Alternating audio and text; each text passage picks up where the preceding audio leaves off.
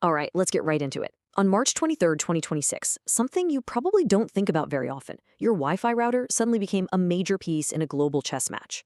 Now, as an engineer, I see that little box as a critical node, right? It's the gateway for our entire digital lives. But as an economist, I see a market that got totally turned on its head overnight. This is the story of what people are calling the Great Router Uncoupling, and it's basically a huge industrial policy move, all dressed up as cybersecurity. And let me tell you, the stakes could not be higher. What the FCC did here, it isn't just some boring technical regulation. No, it's a massive gamble that's going to have huge implications for national security, for how much you pay to get online, and for the future of technology right here in the US. So, to really get why this is such a big deal, you have to appreciate just how important your router is. I mean, look at this number. It is the main gateway for a staggering 96% of all internet traffic in American homes. It sees everything. And now, the US government has decided it needs to control exactly where that gateway gets built. So, what does this new rule actually do? Let's break it down. What got banned and which devices are now, off limits for the future? The ban specifically targets all new consumer-grade routers, those mesh systems that are so popular and Wi-Fi extenders. But here's the crucial part, the real kicker. If any major part of the process, the design, the manufacturing, or even just the final assembly, happens outside the US, that product can't get authorized for sale anymore. It's not about where the company is from, it's about the supply chain. And this is where you can see the problem right away. This ban hits pretty much every single brand you can think of. And yeah, that includes American companies like Netgear, Amazon's Eero, and even Google Nest. Why? Well, it's simple. They might be US companies, but their hardware is almost all made overseas, places like China, Vietnam, and Taiwan.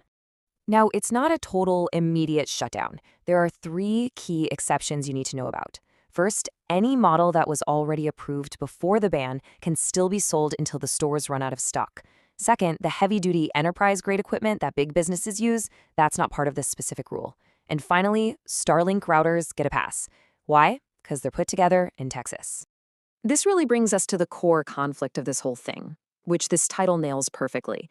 It's the government's fear of hidden backdoors versus what a lot of cybersecurity experts say is the real, much bigger threat: bad passwords and just simple user mistakes.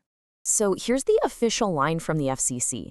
They're saying that routers made overseas pose an unacceptable risk. They believe these devices provide a potential built-in backdoor for foreign governments to exploit. And in their view, this ban is a vital step to secure America's cyberspace and protect our critical infrastructure. And to back this up, the FCC is pointing directly at a series of pretty sophisticated cyber attacks they're calling the Typhoon campaigns. They claim that groups like Volt Typhoon have used thousands of compromised home routers to build massive botnets, and then use those botnets to hide their attacks on really important stuff, like our energy and water systems. But this is where it gets really interesting, because you run into this engineering paradox. While the official threat is all about these hardware backdoors from other countries, a lot of security experts are saying, hang on a second. They argue the real problem isn't where the router was made. It's the vulnerabilities that have nothing to do with geography, things like unpatched software, and you guessed it, people using weak or default passwords.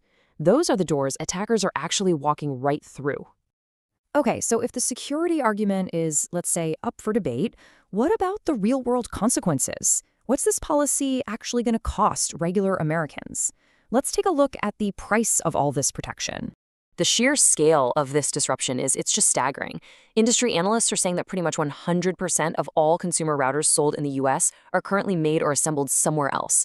This isn't just a tiny tweak to the supply chain. This is a complete teardown of the entire market. And you're going to feel this impact fast. Analysts are predicting that as the existing stock of approved routers starts to run out, we could see major product shortages and way less choice on the shelves in as little as 4 to 6 months. And the economic ripple effects are pretty clear. Moving all that manufacturing to the US is going to require massive investments, right? And that cost, well, it's inevitably going to get passed on to you, the consumer. But it's not just about higher prices. This ban is expected to slow down the rollout of new technologies like Wi-Fi 7 and Wi-Fi 8 here in the States, because the new models are going to be stuck in regulatory limbo. All right, now let's get to what might be the most ironic, and honestly, the most dangerous, consequence of this entire policy. So this leads us to the critical question we have to ask ourselves. Is it possible that a rule designed to make America more secure could actually end up making millions of us less secure? Well, the answer might be tied to this one specific date, March 1st, 2027. Some folks are calling this the firmware cliff. Why? Because that's the day the FCC's temporary waiver, the one allowing all those existing foreign-made routers to get security updates, is scheduled to expire. So, what happens after that deadline? This is the crucial point. If that waiver isn't extended, the millions of routers in American homes right now could essentially turn into pumpkins. They'll still work, but they won't be able to get critical security patches for new threats. They'll just be sitting ducks. This policy could literally create the massive vulnerability it was supposed to prevent. And that right there brings us to the central paradox of this whole great router uncoupling. We're left with a really tough question. Is this whole thing worth it? In the short term, it looks like US security might actually go down because of an aging fleet of devices that can't be patched. And at the same time, the price we all pay to get online is going to go up. It's a huge, high-stakes gamble. And as we've seen, the clock is definitely ticking.